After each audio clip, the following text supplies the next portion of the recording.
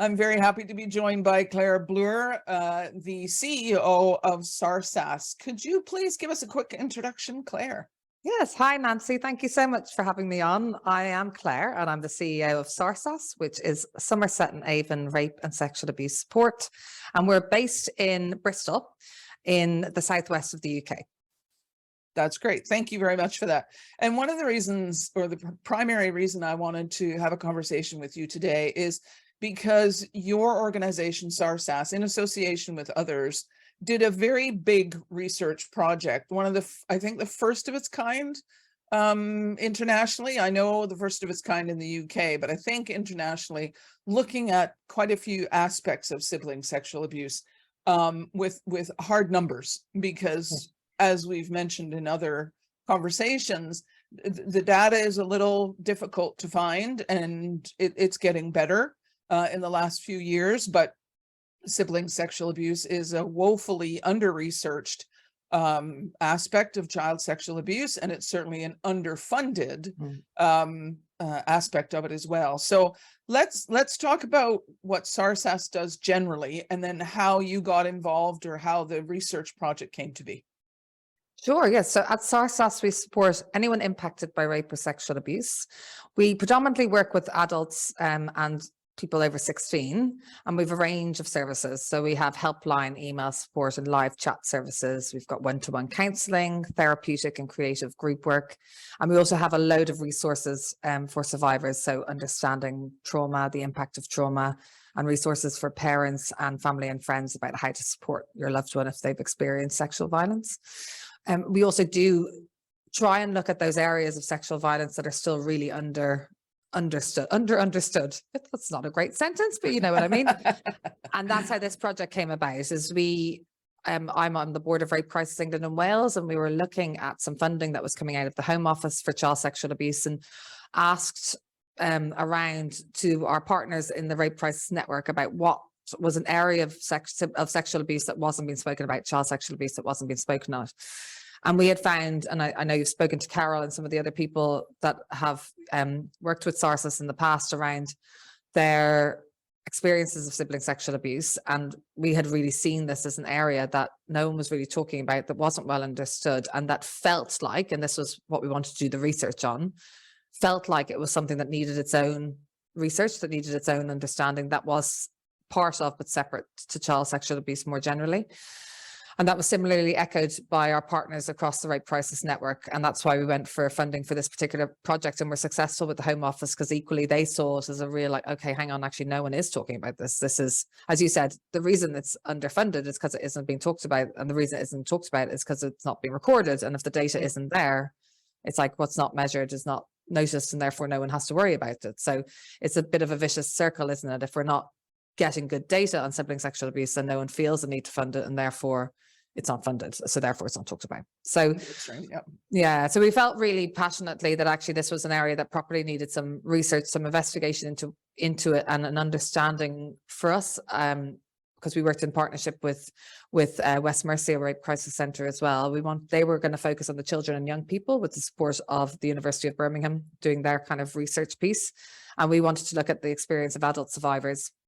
And we were supported in that by the University of Western England. And I think you've spoken to both Kieran and Sophie from those two universities as well. So yes, you've got the whole picture. Yes. And so the research came together, and what exactly was the research trying to do? What was the hypothesis, or what was the desired outcome of the research? So as I said, at SARSAS, we were really focused on the adult survivor, their experience of sibling sexual abuse, their experience of disclosing, their experience of how it feels to be a survivor of sibling sexual abuse in the current system of support, or not support, as we found out, and what would have helped. So we wanted both projects to inform each other. So for children and young people, we wanted to, you know, Sophie, I'm sure, talks about the mapping tool they've developed about the experiences of children who have been harmed and also children who harm. And so that was really important. But we also wanted the adult survivor voice to inform best practice for children and young people as well. And best practice, I think the big thing that we realized is actually as rape crisis centres, whose whole sole focus is on sexual violence and supporting survivors of sexual violence, that actually we weren't necessarily understanding what adult survivors of sibling sexual abuse needed. So that was one of the big drivers for me, is like, actually, what do survivors need? And are we supporting survivors the best way we could be? And we weren't. So, the research was really helpful from that perspective. So you reached out to the various police forces in England and Wales, and there was sort of a portion of them that could fit the criteria of the research. So what numbers came out of that? So we spoke to 21 police forces out of 45 in England and Wales, and 16 of them provided pretty robust information about sibling sexual abuse, both about those perpetrating the abuse and those that had experienced it. And we found out that 24% of recorded offences with the police were of siblings. And while that's it's really telling, but I think when people hear it, they're like, oh, it's like a quarter. Actually, given that we know sibling sexual abuse is the most underrated form of sexual abuse that occurs within a home, that actually is quite a scary number. So if it's as unreported as we think it is, then actually that number is huge. And that's why we can say that we think it is 3 times more likely that you'll be abused by a sibling than you would by a parent, because actually the level of underreporting, because, and I'm sure you're talking about this in all of the conversations, because I think parents are so nervous to report, because what does it mean for the fracture within the relationship of the family? Yeah. Professionals don't recognize it, as we found out from the other survey we did with 700 professionals. Yeah, it's just one of those things. It's so underreported. People dismiss it, or they silence it, or they don't know how to respond to it. So they hope that it's just children being children. And so therefore, like, it's massively underreported. So to hear those numbers from the police when they're not even recording it properly, and they were really open to that. They're like, we're not even recording it all the time. We're like, wow, that is a huge amount in a very unreported, part of CSA. Yes, and it's a little daunting, because we know, a few decades ago, when they weren't really looking at child sexual abuse generally, and admitted that it too was underreported, it became more reported as children could see themselves in conversations in society, and they said to themselves, oh, it's okay if I speak about this, because we're talking about it now. We're talking about weird Uncle Bob or stranger danger and, all these sorts of things. Now we're talking about it. So now I can speak. And as you say, it's underreported primarily because, well, not primarily, but in part because we aren't talking about it in society. So the child won't step forward. They still don't see themselves in the conversation. So it's even that much harder. So even taking the parents out of the equation and their hesitation or concern about fracturing in the family or whatever, the child's not disclosing. No.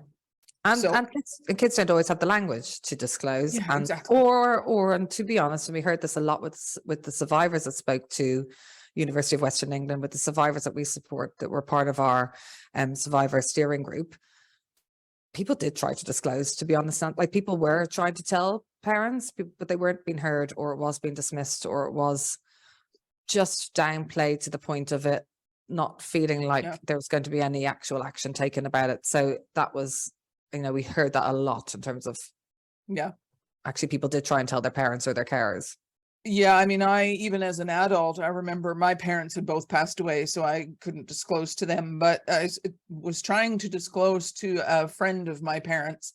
And as an adult in my 20s, and at the time she said, boys will be boys. And I get where she was coming from and stuff like that, but that just shut that conversation down. Of course. Didn't it?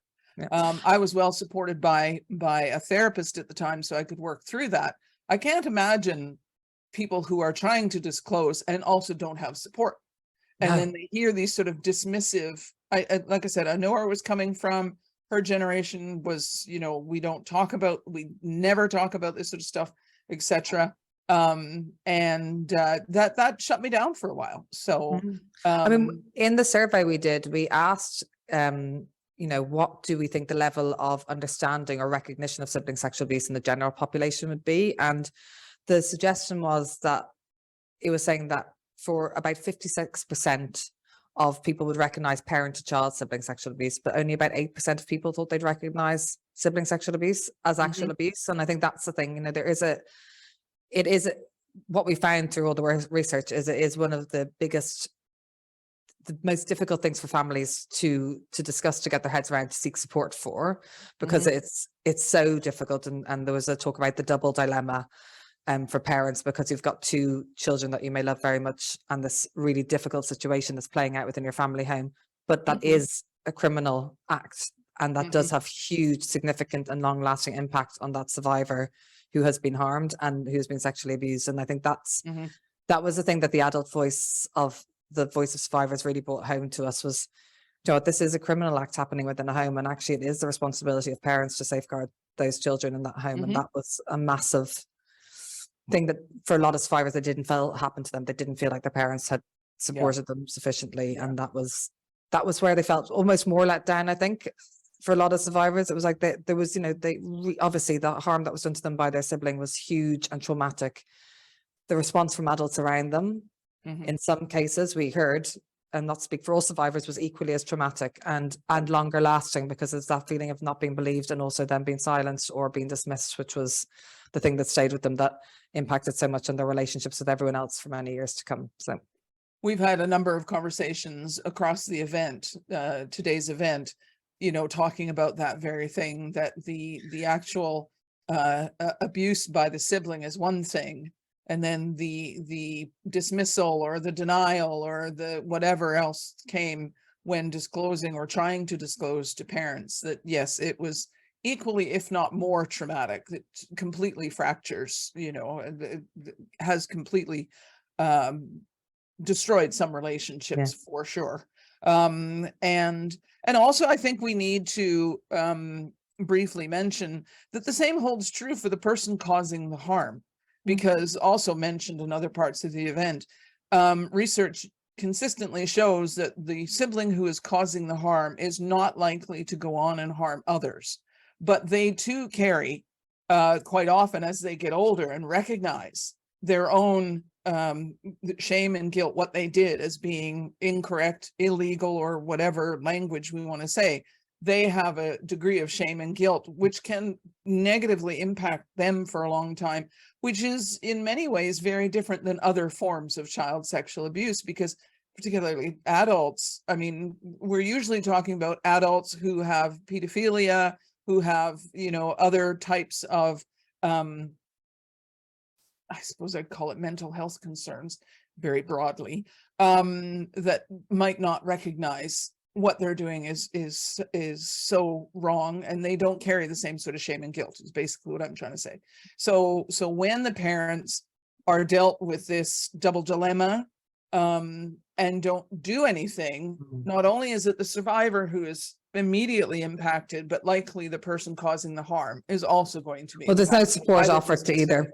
Yeah, there's no support offered to either. And that's what we saw a lot in the research, is like, actually, you know, no support was offered to either child in that situation. And therefore both children, you know, the survivor is impacted on so many levels, and the person causing harm is impacted, and there is nothing happening to that family to change that situation or to course correct or to make sure that there's support going in to kind of deal with some of that trauma and hurt. And so that's, you know, we found language really difficult, to have to say, and it is so hard. I'm sure you've talked about this in other conversations today, about how you, when we're talking to adult survivors, depending on where people are in their own journey of recovery, or recovery can be whatever people want it to be, not to say everyone has to recover in a certain way, but wherever people are in terms of their own healing, it is, you know, it's very different in terms of how they view that sibling and how they view their parents, and where their understandable anger levels are with whom. But I think that's the thing that we saw from some of the voices we heard in some of the videos. We created a brilliant survivor video that I know is going into your resource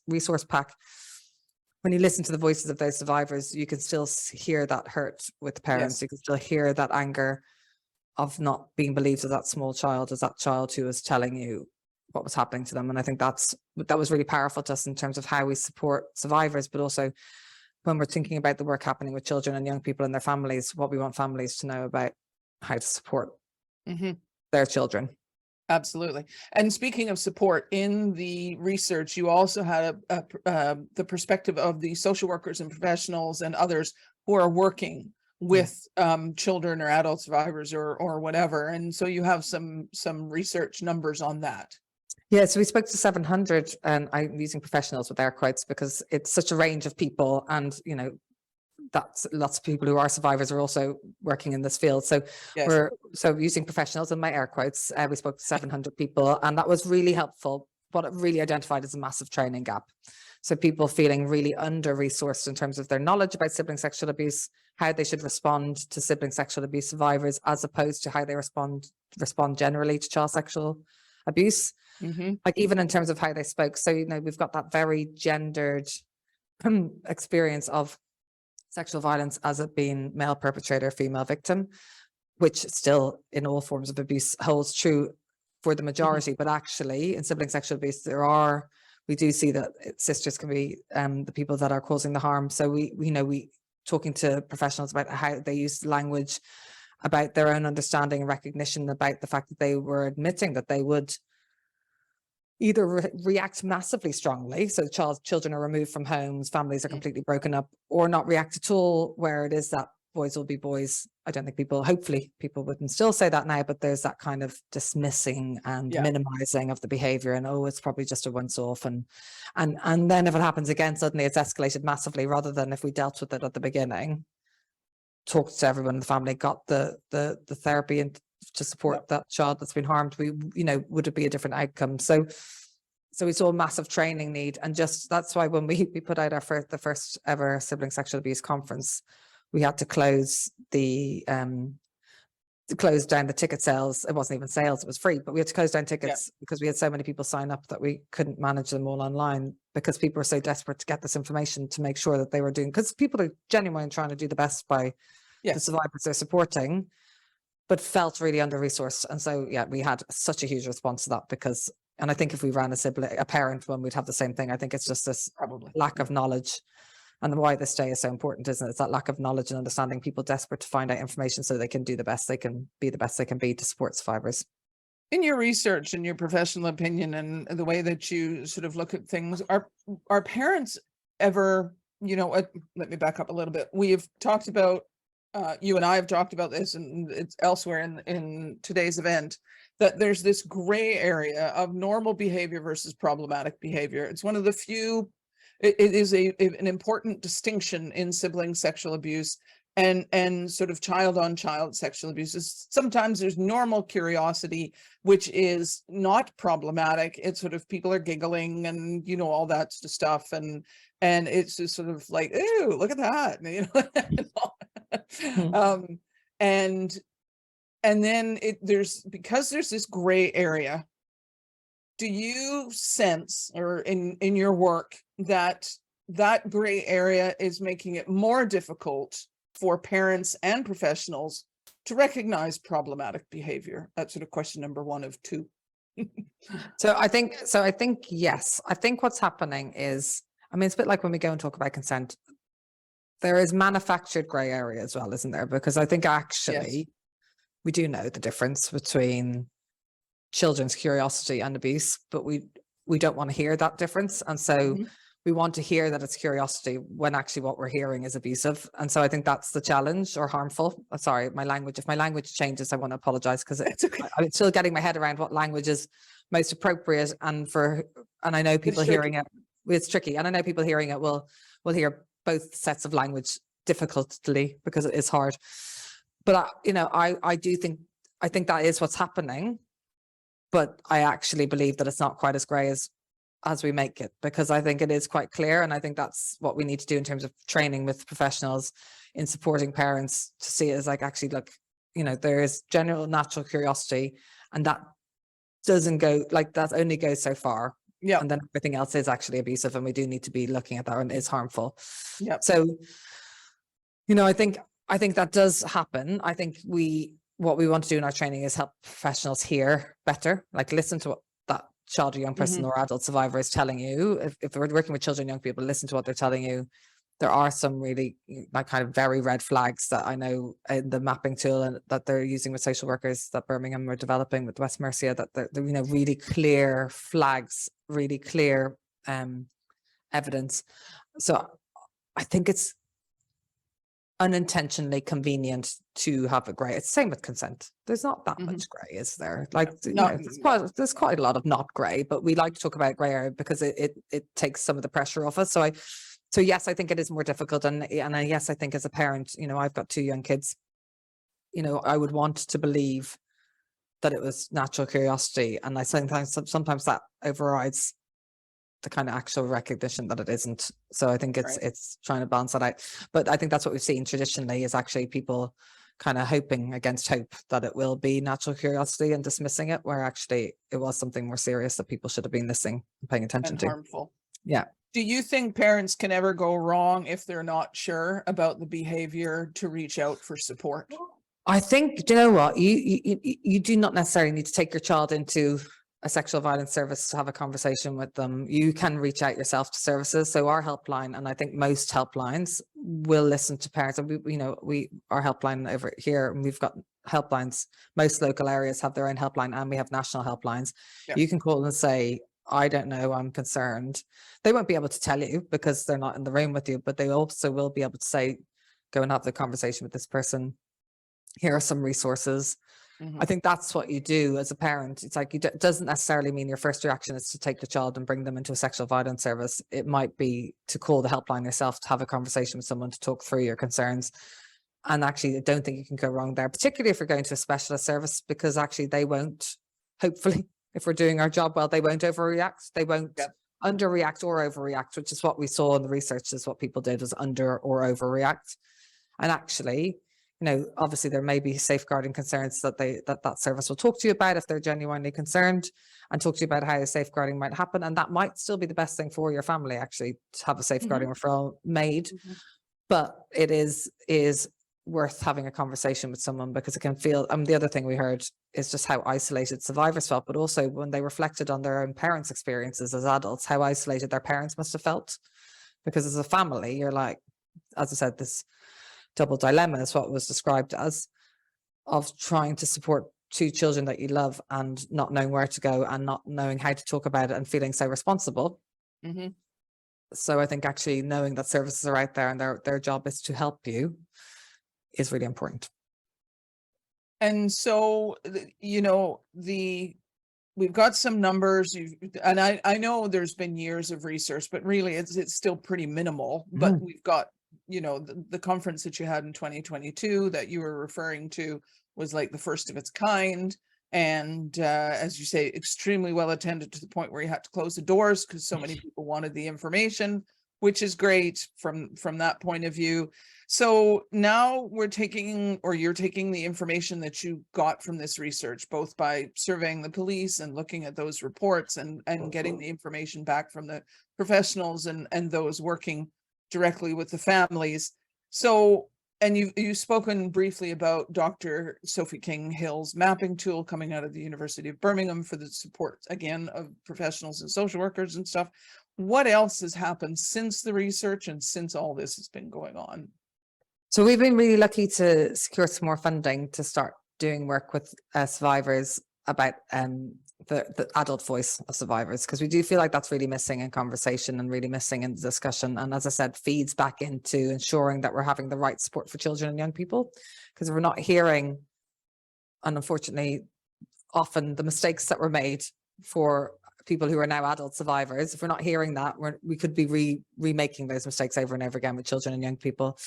So part of our work now is working with adult survivors to look at what support services will be best suited for adult survivors in the UK. And there's some brilliant, one of the beautiful things about this project is all the international people that we've met, like yourself, Nancy, and just across the world, who are doing this work already really well. And so we're trying to look at what would work well in the UK, because there isn't anything specifically for adult survivors in the UK nationally. There's different brilliant stuff happening in Scotland.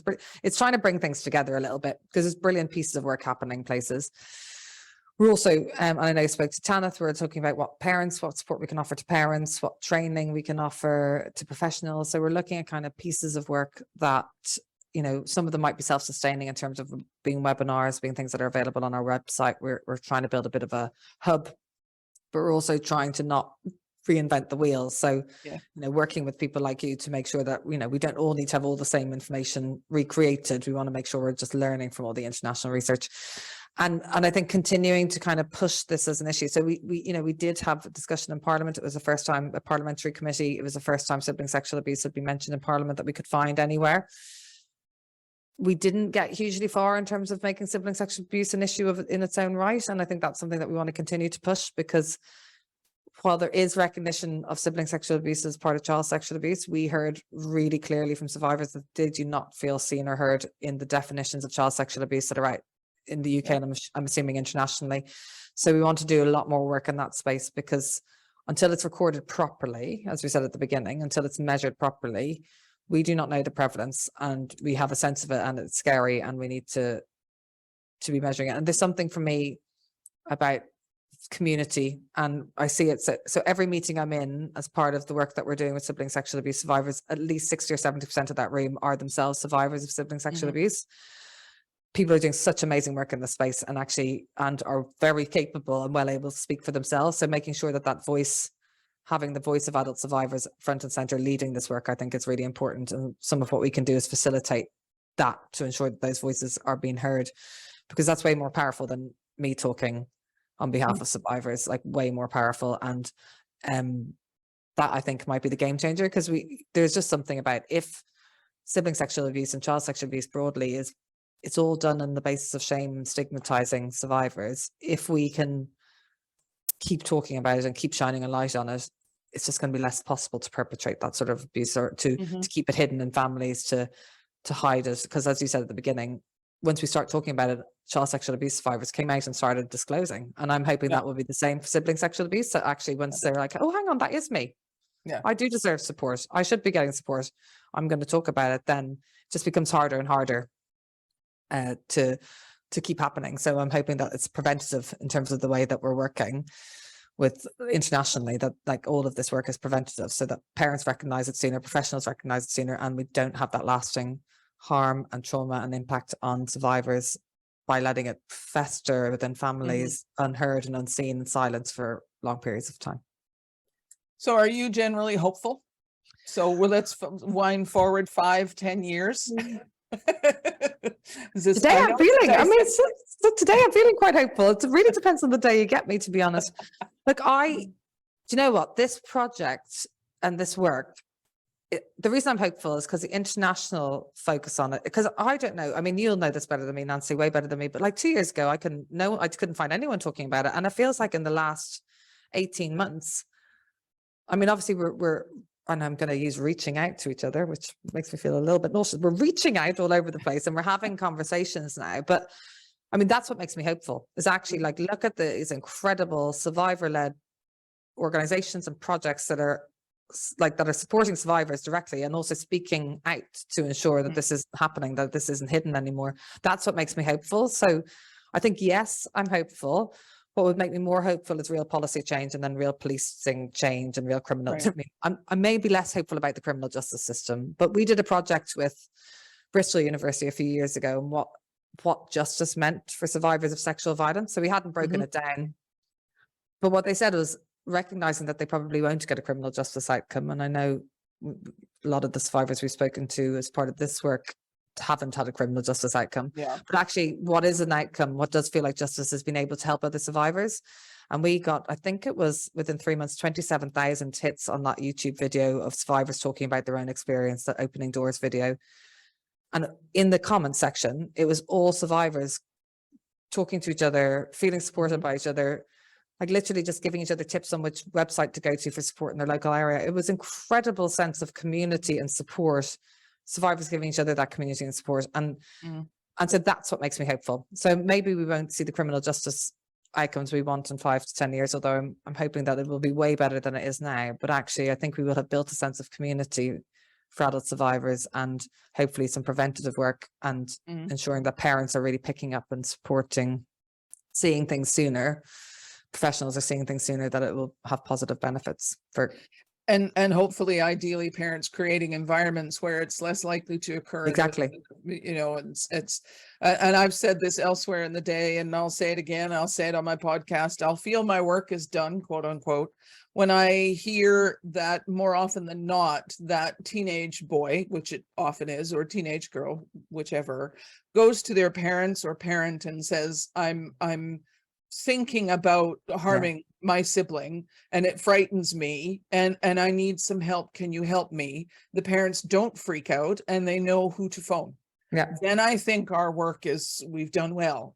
I don't know if sibling sexual abuse is something that will ever be eradicated because it's been around for millennia. But you know, if I'm hearing more of those stories, then I think, you know, that would be the ideal nirvana kind of thing. And I believe it's possible. And I believe it's possible by the work that you're doing, for example, by the research that's going on. I personally, in the work that I've done, either putting this day together or on the podcast that I've had for a while, I too have noticed internationally a real sense of collaboration. And just in the last couple of years, there's sort of like this real sort of push of now is the time. And I know the SiblingsToo hashtag that I created is a result of the Me Too movement, with this idea of we need to be seen and heard as well. So sibling sexual abuse survivors need to be seen and heard because we too are out here. And it's sort of been in, as you say, in the last little bit of time that there's this sort of drive to not let the genie go back in the bottle, so that the conversation becomes normalized. Not that the behavior becomes normalized, but the conversation.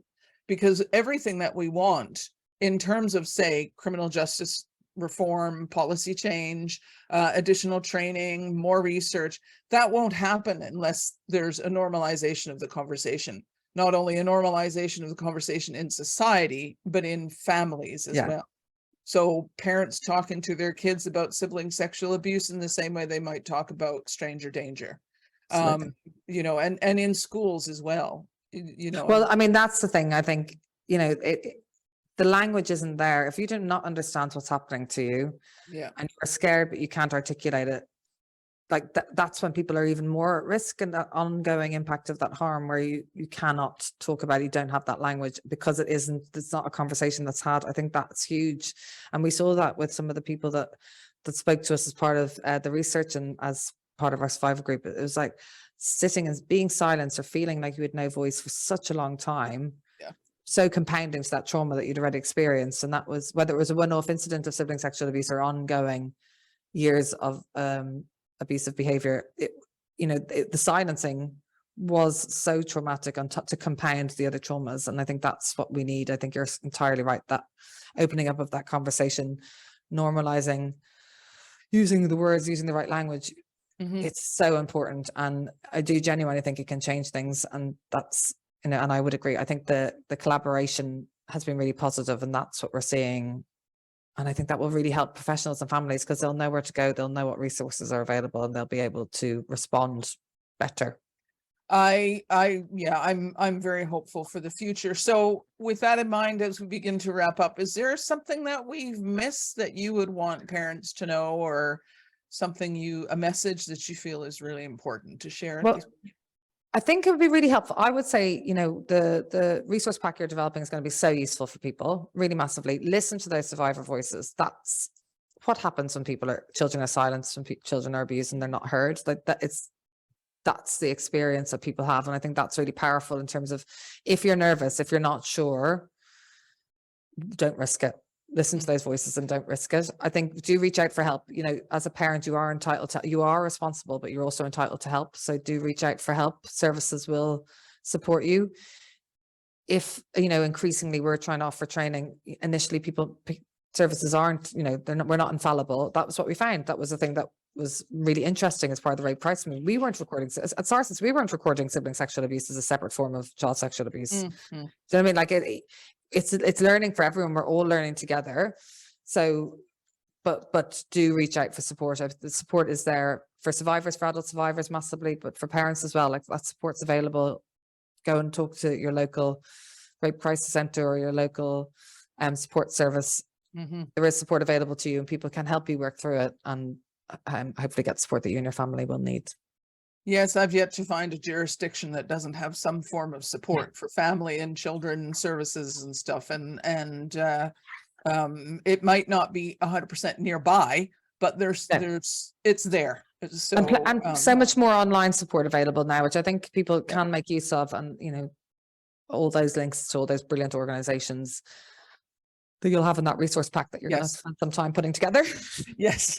Yeah, that resource pack is getting bigger and bigger. It's also so international, but I was going to make different resource packs, but decided to put them all together because I wanted people to see that there are resources out there, but also by looking at resources in other parts of the world, people also get an idea of what's going on, that it isn't just down their street or in their city or something like that. This truly is a global concern. And, you know, there's global solutions that need to be found and implemented. So, and I think that don't let the fear of stigmatization silence you as a parent either. Like, you need to protect your family, and there is a support available, and it will feel massively scary. And I know you've talked to some parents who've been really open about their own experiences, but those parents are also know what could have been done differently and better support, and they're working hard to make sure that that support's available. So yeah, that would be what I would say. Some of the parents that I've spoken to have been shocked by how much support is there for them, and how people aren't that are providing the support aren't judging them and saying, oh, you're such a bad parent, which of course, you know, we're both parents. I'm a step parent, you're a parent. It's like, you know, we sort of wake up wondering how we're going to mess something up today. So and so many ways. Yeah, in so many ways. Yeah, there's no judgment. So so that's excellent. Thank you so much for your time today, Claire. I really appreciate it. Thank you. And thank you, Nancy, for all the work you're doing. It is amazing to get the recognition of SiblingsToo Day. And I think that's a huge thing that we need. We need to raise awareness, and raising international awareness is very cool. So thank you very much.